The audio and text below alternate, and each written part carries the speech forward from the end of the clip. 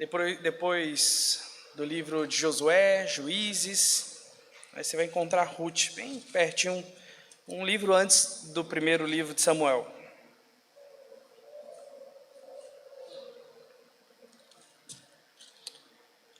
Vamos ler do versículo 1 até o versículo 12, desse capítulo 4 de Ruth.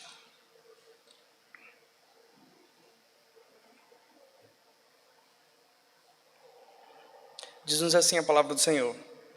Boaz subiu à porta da cidade e assentou-se ali. Eis que o resgatador de que Boaz havia falado ia passando.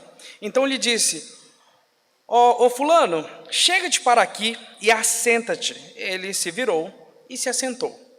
Então Boaz tomou 10 homens dos anciãos da cidade e disse: assentai-vos aqui.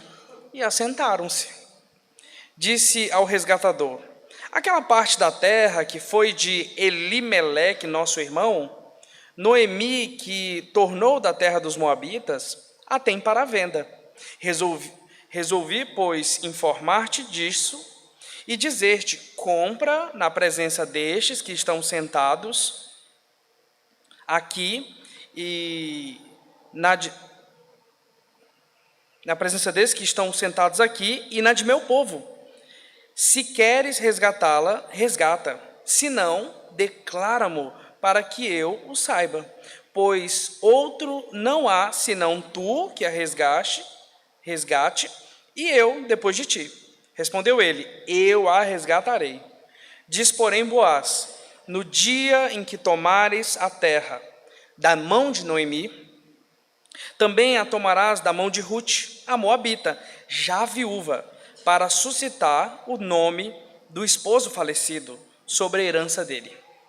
Então disse o resgatador: para mim não a poderei resgatar, para que não prejudique a minha. Redime tu o que me cumpria resgatar, porque eu não poderei fazê-lo.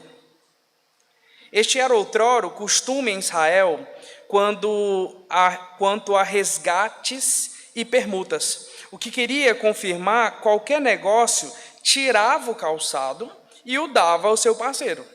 Assim se confirmavam negócio em Israel. Disse, pois, o resgatador a Boaz: compra tu, e tirou o calçado.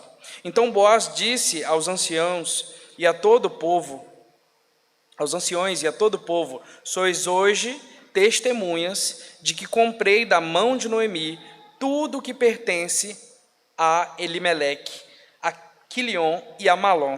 E também tomo por mulher Ruth, a moabita, que foi esposa de Malom, para suscitar o nome deste sobre a sua herança, para que este nome não seja exterminado dentre os seus irmãos, e da porta da sua cidade.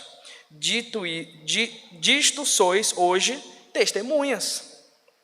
Todo o povo que estava na porta e os anciões disseram: somos testemunhas. O Senhor faça a esta mulher que entra na tua casa como a Raquel e como a Lia, que ambas edificaram a casa de Israel, e tu, Boaz, ate valorosamente em Efrata, e faze-te nome afamado em Belém. Seja a tua casa como a casa de Pérez, que Tamar teve de Judá, pela prole que o Senhor te der desta jovem. Amém? Vamos orar a Deus? Senhor, eis aqui a tua palavra, eis a tua santa e eterna palavra, Pai. Nós acabamos de lê-la, e o desejo sincero do nosso coração, Pai, é entender o que o Senhor tem a dizer para a vida de cada um de nós.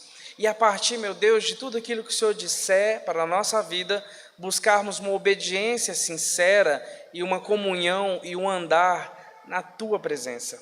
Dá-nos a graça, meu Deus, de ouvir e entender a voz do Senhor, de conseguir, Pai, ter firme no coração exatamente aquilo que o Senhor deseja, Pai, que nós vivamos na Tua presença, que o Senhor desvende os nossos olhos, que o Senhor incline os nossos corações e que nós encontremos, meu Deus, aquela santa e grata alegria na tua presença, de entender que a tua palavra é boa, é perfeita, Pai, é eficaz para todos os propósitos para os quais o Senhor determinou. É em Cristo Jesus que nós oramos. Amém. Amém. Queridos, o livro diante de nós é o livro de Ruth, um livro chamado Ruth. E eu gostaria que você gravasse uma frase na sua mente. Se você não conseguir lembrar de nada, a partir dela você pode dinamizar o sermão dessa noite. Um nome duradouro. Um nome duradouro.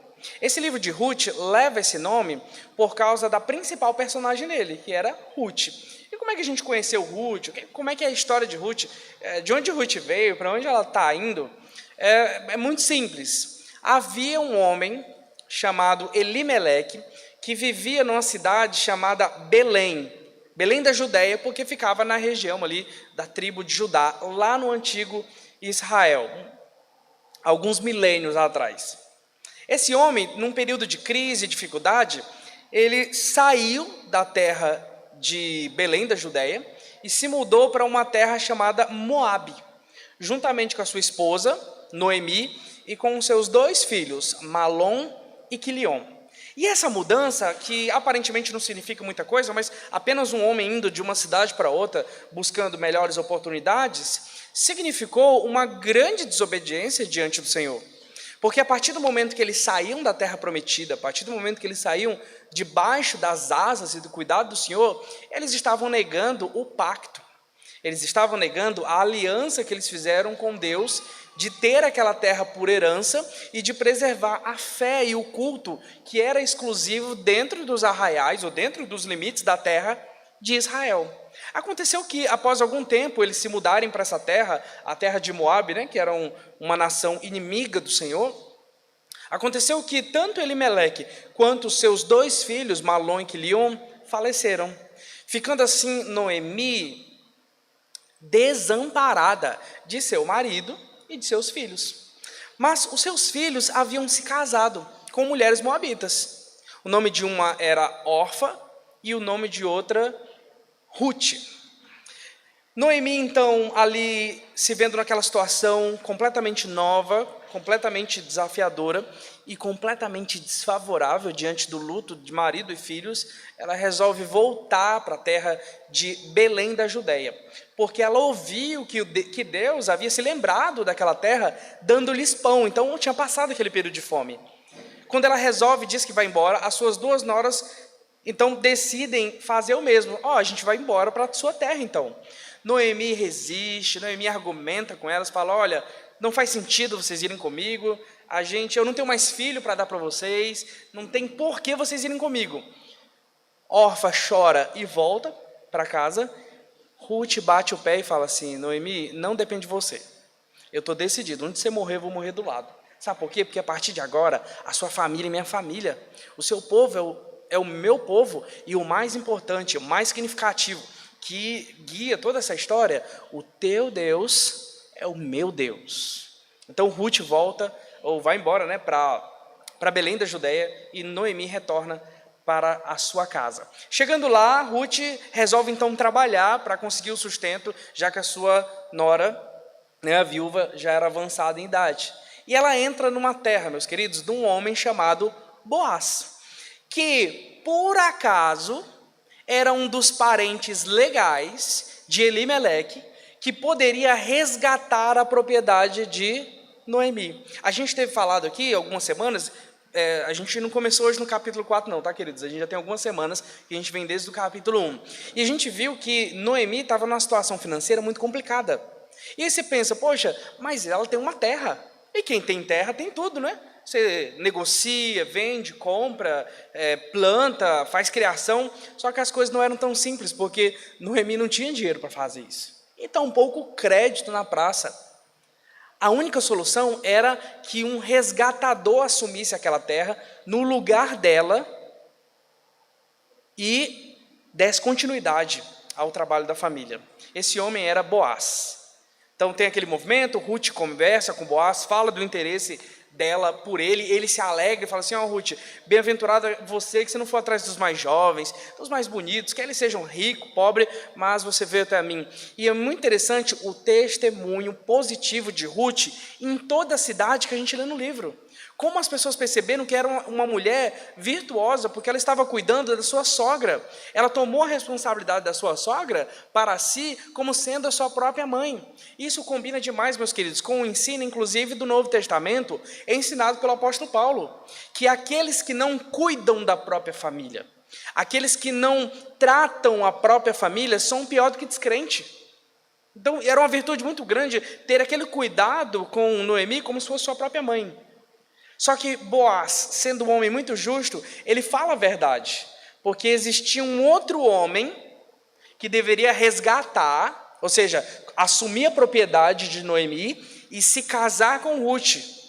Então Boaz vai conversar com esse homem, é o texto que a gente acabou de ler, era essa negociação dizendo, olha, Noemi voltou, tem aquele campo lá, aquela terra que era de Elimeleque, e você é o resgatador legal. Se você tiver interesse, você pode resgatar. E resgatar era o seguinte, meus irmãos, eles estão falando que comprar, permuta, negociação, mas resgatar era tão somente assumir a terra, assumir a bucha, por assim dizer, mas uma bucha com muitas oportunidades. Pensou uma pessoa chegando para você assim, ó, você assume essa terra aqui, esses 200 alqueiros aqui, para você, de graça? Assim, ia ter um baita investimento, mas também é um baita retorno, muito maior do que o investimento no médio e longo prazo. Era isso que aconteceu. Só que no meio dessa conversa, Boaz falou para aquele homem assim, fulano, só que tem um porém, você não leva a sua terra, tem um pacote. Noemi vai ser agora quase que sua mãe, e você tem que casar com Ruth, porque Ruth está viva. E não somente isso, os seus filhos não serão seus, mas você vai suscitar uma geração para o nome do marido dela. E aquele homem então resolve desistir, fala assim, ó, eu não consigo. E isso, meus queridos, nos aponta para uma necessidade humana de autoafirmação da própria história e do próprio nome. Muitos de nós, desde criança, deseja fazer o próprio nome famoso. Quem aí, meus queridos, nunca quis ser reconhecido? Quem aí nunca imaginou uma praça com seu nome, uma rua com seu nome? Não sei se você costuma pensar nisso, uma escola com seu nome. Eu fico me perguntando, poxa, quem que era fulano? Quem que era Beltrano? Por que deram o nome dessa rua aqui? Por que essa avenida aqui, né, é chamada Corbélia? Sabe, esse tipo de questionamento. Muitos de nós têm vontade de ser reconhecido pelos nossos feitos. Muitos de nós têm vontade de ver o nosso nome muito famoso, muito reconhecido. E essas vontades, meus queridos, por mais nobres que elas se demonstrem, elas carregam consigo alguns perigos. E existe um perigo muito grande de tentar fazer o próprio nome ser reconhecido a qualquer custo. Dê uma olhadinha no versículo de número 1 até o versículo 3. Vamos ler bem com calma para a gente entender. Boaz subiu à porta da cidade e assentou-se ali. Eis que o resgatador que Boaz havia falado ia passando. Por que ele foi para a porta da cidade? Naquela época, meus irmãos, a porta da cidade era tipo cartório. Sabe onde é que você faz reconhecimento de firma, bonitinho, para as testemunhas vão lá e assinam? Então, era na porta da cidade que aconteciam as negociações. Boaz precisava falar com o bendito do fulano, não havia lugar mais apropriado para encontrá-lo do que lá.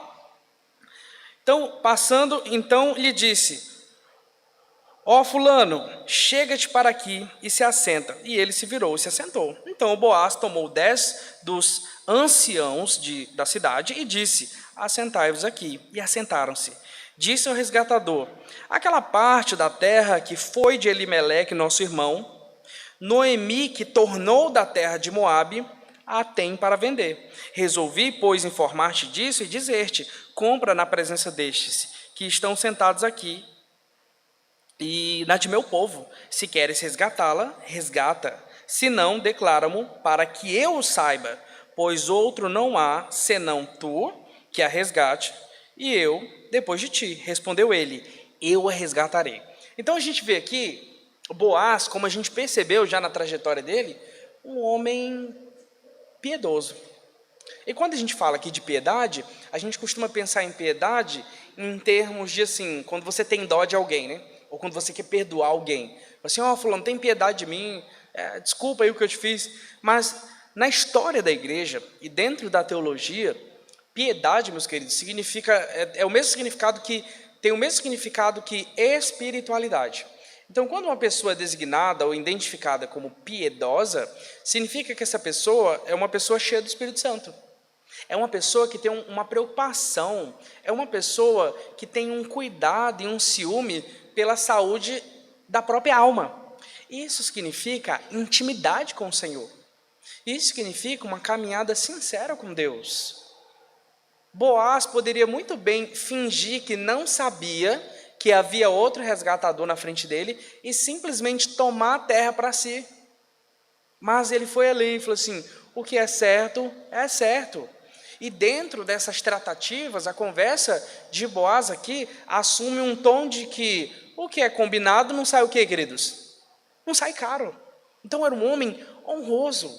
Quantas vezes, queridos, nós tentamos resolver os nossos problemas, porque era isso que Boaz estava fazendo, resolvendo o problema.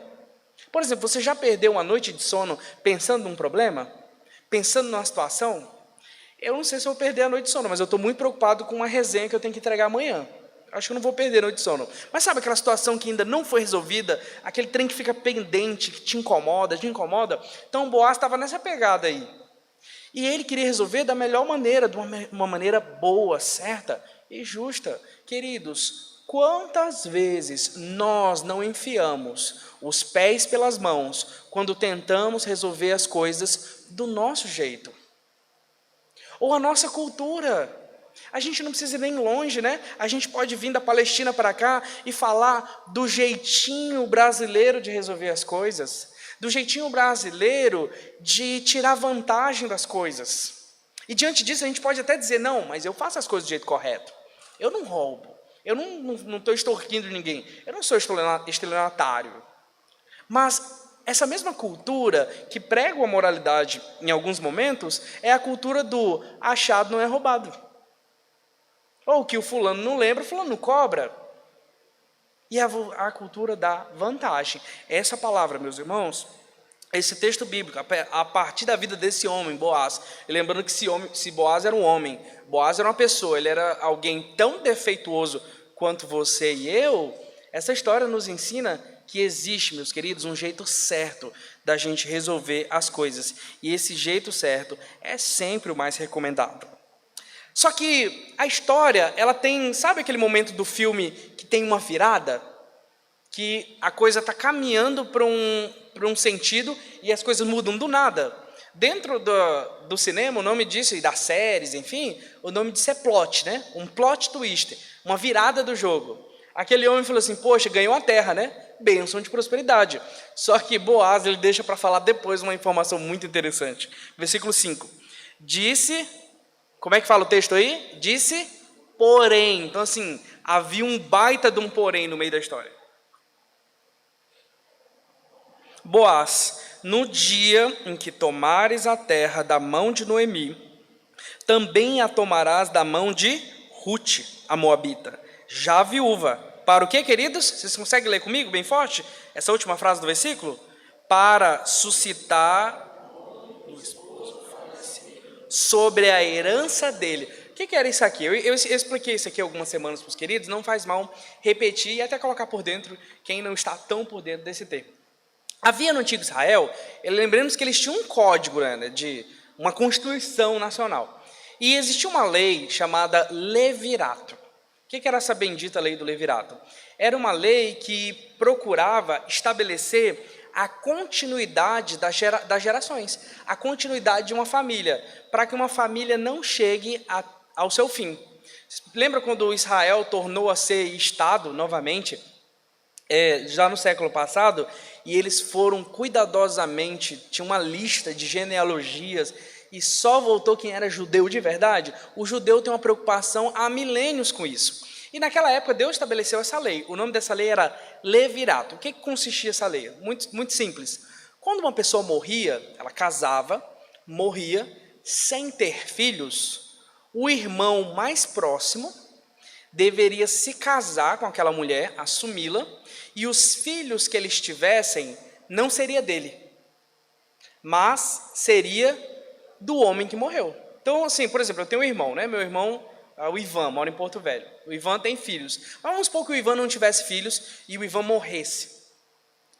Eu teria que me casar com a Daniela, com a minha cunhada, e os filhos que nós tivéssemos não seriam meus, seriam do Ivan. Para quê? Para preservar o nome e a descendência dele. Aí, nessa ocasião, eles eventualmente acabavam tomando outra esposa para também ter a sua própria descendência, que é um trem já eticamente questionável, mas enfim, era assim, nem todo mundo obedecia bonitinho a lei de Israel. Mas era basicamente isso. Então aquele homem, ele falou assim, poxa, a proposta da terra é interessante, só que o preço está um pouco caro. O preço seria anular o próprio nome dele, colocar em risco a glória e a continuidade do seu próprio nome. Tem um filme muito interessante que eu li num livro sendo mencionado, eu já tinha assistido também, que é aquele Troia. E no comecinho de Troia tem uma fala que eu acho até o personagem lá do Aquiles que fala, que ele fica assim preocupado se nos próximos séculos, nos próximos milênios e nas próximas eras, as pessoas se lembrariam do nome dele. Ele fica questionando, será que as pessoas vão se lembrar das nossas batalhas? Será que as pessoas vão se lembrar da nossa bravura e dos nossos grandes feitos? Porque ele estava preocupado, meu querido, em ter um grande nome para si. E esse homem que nós estamos lendo aqui, essa era a preocupação dele. Ele fala então, ele responde, né?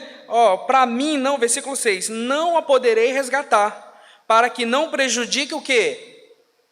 Olha, igual o Silvio Luiz, né? Olho no texto, dá uma olhadinha, meus queridos, versículo 6, o que está dizendo aí? Eu preciso que você veja isso. Para que não prejudique o quê? A minha. Redime tu o que me cumpria, resgatar, porque eu não poderei fazê-lo. Prejudicar a minha o quê? A minha descendência, a minha herança, a minha genealogia, a minha história, a minha glória e, em última instância, meus queridos, o meu nome. Aquele homem colocou a si mesmo em primeiro lugar. Versículo 7.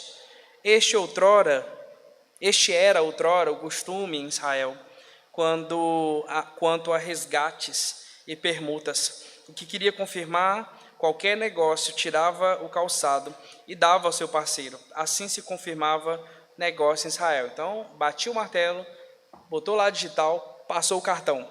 Disse, pois, o resgatador a Boaz, compre-a tu, e tirou o calçado. Então Boaz disse aos anciãos e a todo o povo, sois hoje testemunhas de que comprei da mão de Noemi tudo o que pertencia a Elimeleque, a Quilion e a Malom. E também tomo por mulher Rute a Moabita, que foi esposa de Malom, para suscitar o nome deste sobre sua herança, para que este nome não seja exterminado dentre seus irmãos e da porta da sua cidade. Disto sois hoje testemunhas.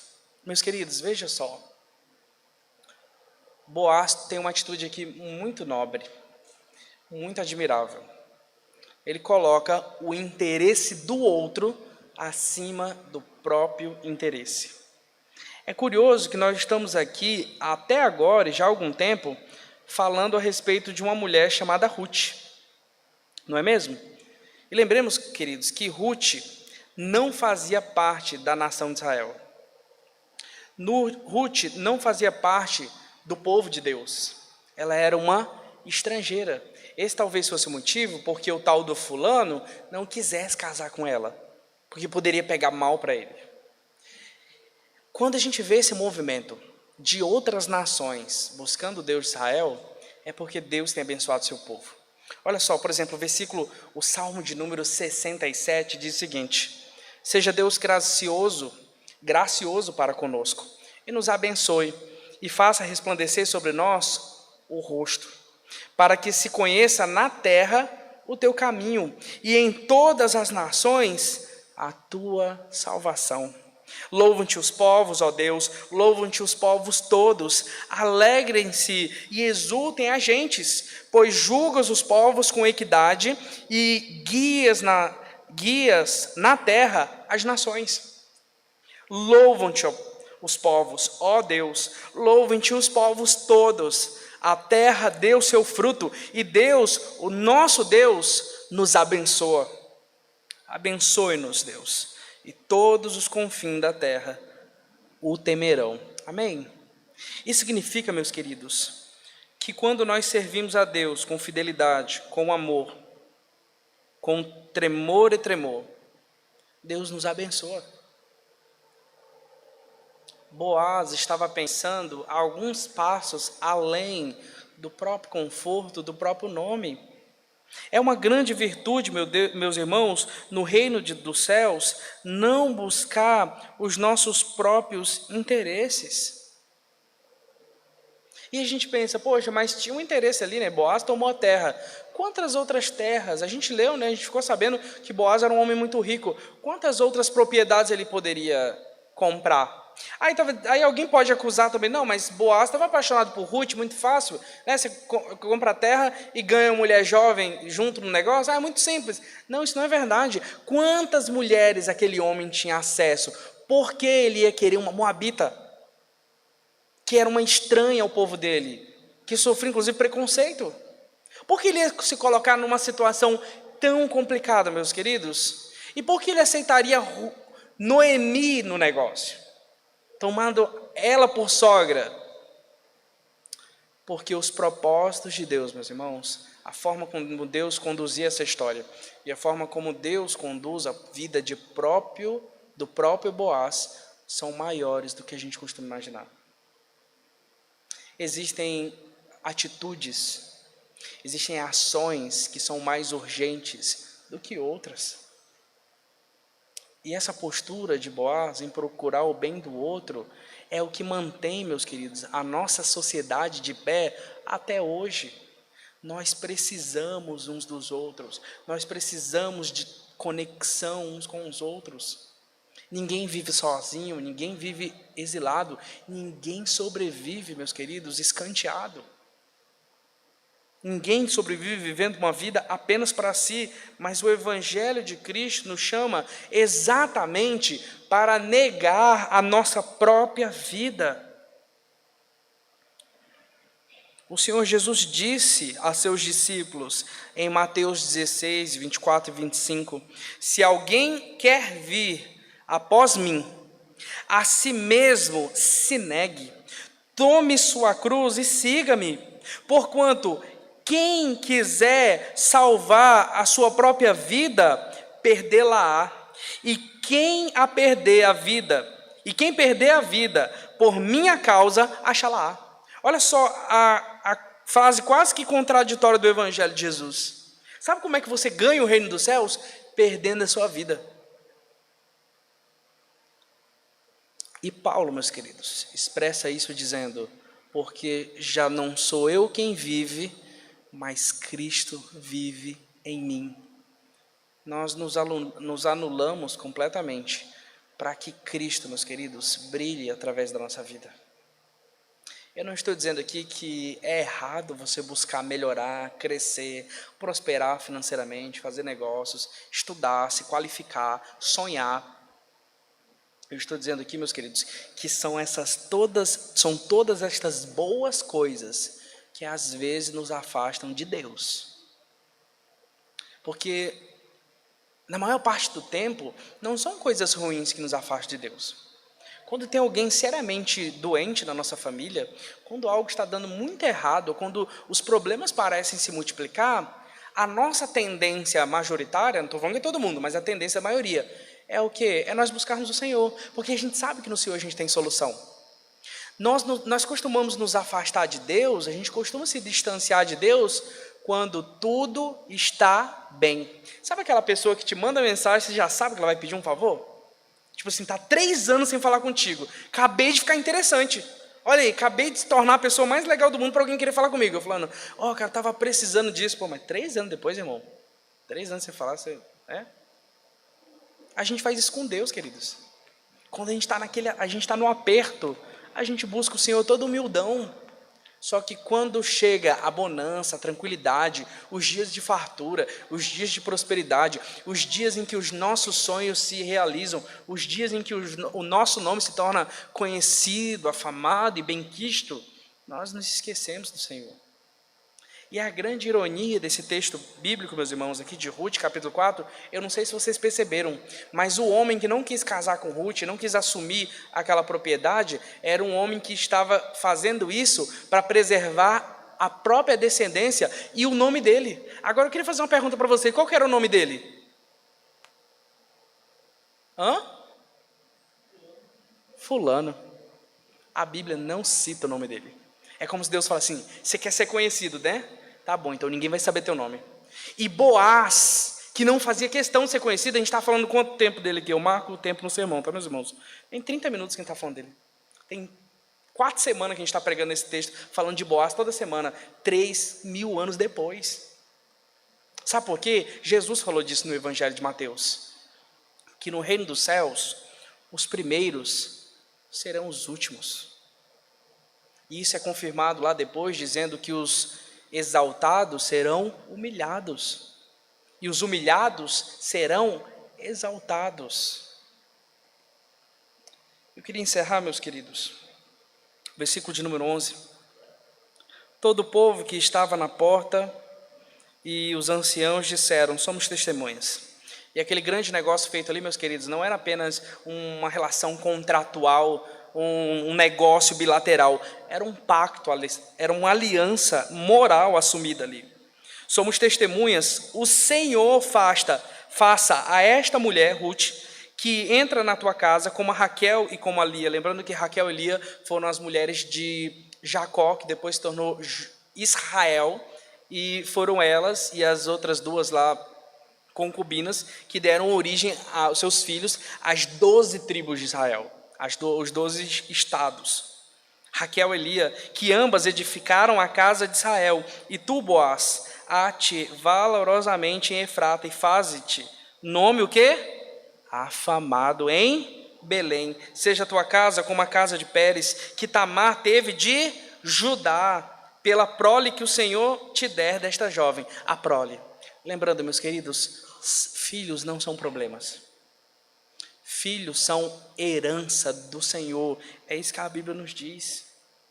A alegria da família, a continuidade das gerações e, acima de tudo, a continuidade da fé no único e verdadeiro Deus, o Senhor de Israel. Aqui é mencionada a tribo de Judá.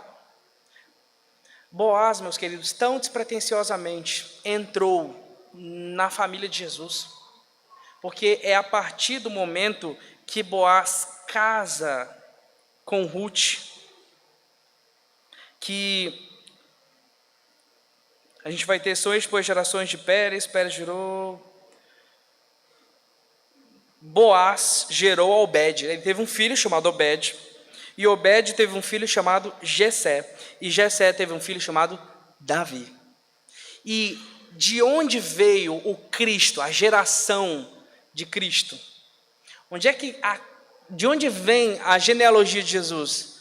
Havia uma promessa de que o Cristo viria da raiz de Judá. Ele era o leão de qual tribo? Da tribo de Judá. Lembra daquele cego, né? Quando eu era criança eu não entendia esse texto. Eu cresci na igreja, tinha um monte de coisa que eu não entendia, e um monte de coisa que eu entendi errado. Sabe aquele texto lá? Oh, Jesus, filho de Davi, tem compaixão de mim. Eu falei, poxa, mas Davi viveu uns 500 anos atrás, como é que esse filho dele está vivo até agora?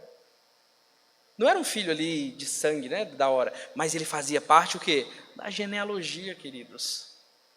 Lembrando que a nossa história, meus queridos, da nossa vida, os rumos que a nossa vida toma, são sempre para além de nós mesmos. Deus está contando uma grande história. Deus está salvando um mundo perdido. E Deus conta também uma nova história da minha e da sua vida. Salmo de número 131. Um princípio muito bom, meus queridos, para a gente viver para a glória de Deus e buscar paz na presença do Senhor, é o Salmo de número 131. Queria convidar você a ficar de pé, para a gente ler bem forte e bonito esse salmo, e depois nós vamos encerrar com a oração.